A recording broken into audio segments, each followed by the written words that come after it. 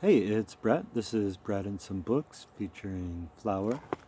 And today we're continuing A Cricket in Times Square by George Selden. This is chapter 4, Harry Cat. Chester buried his head in the Kleenex. He didn't want to see his new friend, Tucker Mouse, get killed. Back in Connecticut, he had sometimes watched the one-sided fights of cats and mice in the meadow. And unless the mice were near their holes, the fights always ended in the same way. But this cat had been upon them too quickly. Tucker couldn't have escaped. There wasn't a sound. Chester lifted his head and very cautiously looked behind him. The cat, a huge tiger cat with gray-green eyes and black stripes along his body, was sitting on his hind legs, switching his tail around his forepaws. And directly between those forepaws, in the very jaws of his enemy, sat Tucker Mouse. He was watching Chester curiously. The cricket began to make frantic signs that the mouse should look up and see what was looming over him. And there they are. Harry Cat, Tucker Mouse, Chester Cricket, and Pipe. Very casually, Tucker raised his head. The cat looked down straight on him. "Oh, him," said Tucker, chuckling chucking the cat under the chin with his right front paw. "He's my best friend. Come out from the matchbox." Chester crept out, looking first at one, then the other. "Chester, meet Harry Cat," said Tucker. "Harry, this is Chester. He's a cricket." "I'm very pleased to make your acquaintance," said Harry Cat in a silky voice. "Oh, hello," said Chester.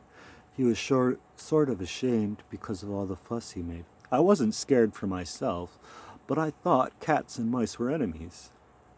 "In the country, maybe," said Tucker, "but in New York we gave them up long ago. Harry is my oldest friend. He lives with me over in the drain pipe. So how was scrounge dinner tonight, Harry?" "Not so good," said Harry Cat. "I was over in the ash cans in the east side, but these rich people don't throw out as much garbage as they should." "Chester, make that noise again for Harry," said Tucker Mouse. Chester lifted the black wings that were carefully folded across his back, and with a quick, expert stroke, drew the top one over the bottom. A thrum echoed through the station. "Lovely, very lovely," said the cat. "This cricket has talent." "I thought it was singing," said Tucker. "But you do it like playing a violin with one wing on the other?" "Yes," said Chester. "These wings aren't much good for flying, but I prefer music anyhow." He gave 3 rapid chirps. Chirp, chirp, chirp. Tucker Mouse and his Harry Cat smiled at each other. "It makes me want to purr to hear it," said Harry. "Some people say a cricket goes cheat, cheat, cheat," explained Chester, "and others say treat, treat, treat. But we crickets don't think either sounds like either one of those."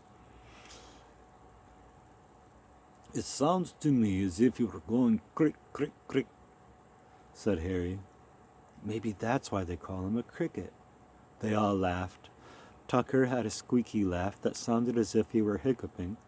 Chester was feeling much happier now.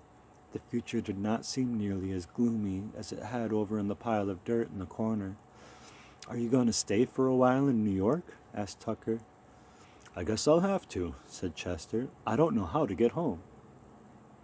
"Well, we could always take you to Grand Central Station and put you on a train going back to Connecticut," said Tucker. "But why don't you give the city a try? Meet new people, see new things. Mario likes you very much." "Yes, but his mother doesn't," said Chester. "She thinks I carry germs." "Germs," said Tucker scornfully. "She wouldn't know a germ if it gave her a black eye. Pay no attention." "Too bad you couldn't have found a more successful friends," said Harry Cat. "I fear for the future of this newsstand." "It's true," echoed Tucker sadly. "They're going broke fast." He jumped up on a pile of magazines and read off the names in the half-light that slanted through the cracks in the wooden cover. Art News, Musical America, who would read them but a few longhairs? I don't understand the way you talk, said Chester, back in the meadow. He had listened to bullfrogs and woodchucks and rabbits, even a few snakes, but he had never heard anyone speak like Tucker Mouse. What is a longhair? Tucker scratched his head and thought a moment. A longhair is an extra refined person, he said. You take an Afghan hound, that's a longhair. Do Afghan hounds read Musical America? They would if they could, said Tucker. Chester shook his head. I'm afraid I won't get along. Chester shook his head. I'm afraid I won't get along in New York. Oh, sure you will, said Tucker Mouse. Harry, suppose we take Chester up and show him Times Square. Would you like that, Chester? I guess so, said Chester, although he was really a little leery of venturing out into New York City. The three of them jumped down to the floor. The crack in the side of the newsstand was just wide enough for Harry to get through. As they crossed the station floor, Tucker pointed out the local sites of interest, such as Nedick's lunch counter. Tucker spent a lot of time around there, and the Lofts candy store. Then they came to the drain pipe. Chester had to make short little hops to keep from hitting his head as they went up. There seemed to be hundreds of twistings and turnings, and many other pipes that had opened off the main route. But Tucker Mouse knew his way perfectly, even in the dark. At last Chester saw the light above them. One more hop brought him out on the sidewalk, and there he gasped, holding his breath and crouching against the cement. They were standing on the corner of the Times building, which is at the south end of Times Square. Above the cricket, towers that seemed like mountains of light rose up into the night sky.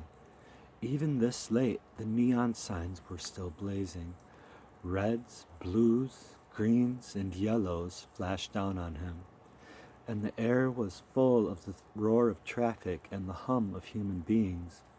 It was as if Times Square were a kind of shell, with colors and noises breaking in great waves inside it. Chester's heart hurt him, and he closed his eyes.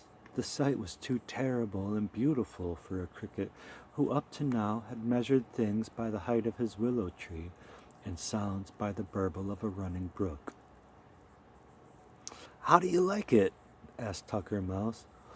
Well, it's quite something. You should see it New Year's Eve, said Harry Cat. Gradually, Chester's eyes got used to the lights. He looked up, and way far above them, above New York and above the whole world, he made out a star that he knew was a star he used to look up at in Connecticut. When they had gone down to the station and Chester was in the matchbox again, he thought about that star, and made him feel better to think that there was one familiar thing twinkling above him amid so much that was new and strange. And there is an illustration of them going up to Times Square. That's the end of chapter 4.